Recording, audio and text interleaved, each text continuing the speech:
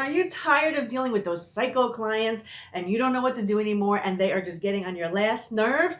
Put down the knife, come back to the professional that you really truly are, get a hold of it, and most importantly, do not take anything personally.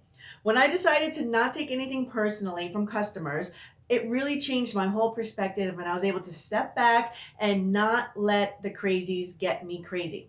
So let's talk about those crazy clients and difficult clients and how we can work with them. Number one, the most important thing is to always assume that the client has a valid complaint. This is really important. I really believe that obviously we deal with so many people and we do a great job of changing our personality to fit every person to make everybody happy, but we are not computers. We are not perfect. Sometimes we make mistakes. We can make mistakes a lot. We can have different seasons where we make a lot of mistakes. It is okay to make mistakes. It is not okay to pretend like they didn't happen.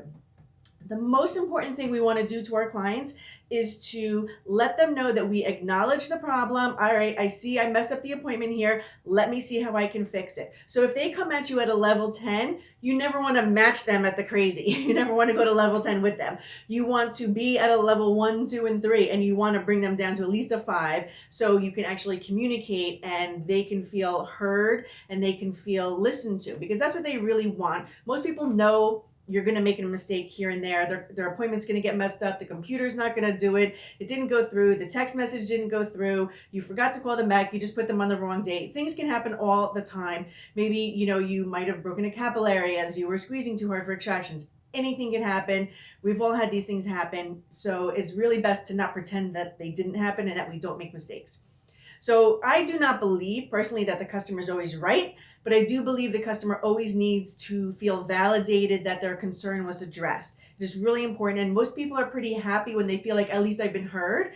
And I do believe we do have to kiss a little butt and we have to be really professional and to step back and figure out how to make that customer happy.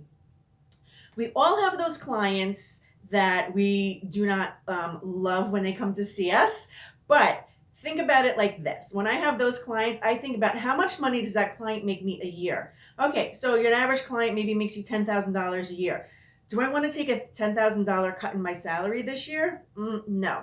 So I like to think of my clients as this one is really helping me get to Italy this year. This one, man, she really made my IRA big this year. That one, woo, I bought a Gucci with that client. So not that it's all about money, but sometimes it's the only redeeming quality in the relationship sometimes with a client. So I think of them as the things that they're doing for me. And they really are. Without that client and a $10,000 hit to my salary, I'm not going on vacation that year. Another client leaves and that's $10,000 out of my pocket. That's $10,000 less dollars that I have to retire with. Now, that's maybe another year or 6 months that I have to keep working before I can retire or sell my business or cut my days down. So I really don't want to get into the habit of thinking that they owe me. I see a lot of this around with maybe some newer estheticians and even some older ones who feel like, yeah, I've got it. I'm booked. I'm this, I'm that.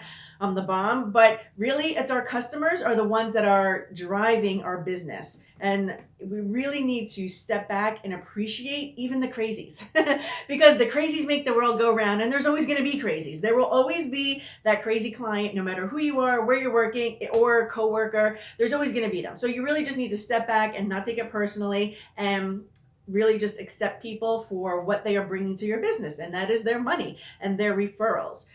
Sometimes you do have to break up with a client, and I try and do this the most pleasant way possible because really they can get stuck on us and then try and make our lives miserable and really trash our business. And so sometimes people are going to do that, and then you can address that online if they choose to do that. But the best way is to say, I try really hard to make you happy, and I don't feel like I am able to give you the service and the treatment and the environment that you're looking for. So really, I would suggest that it might be time for someone else to take care of you, or for you to really get what you deserve and you're paying for, because I'm sorry, I just don't have the capacity to deliver that. It's kind of like breaking up when they say, oh, it's not you, it's me. Well, that's kind of the same thing that we need to do for our customers. It's not you, it's me.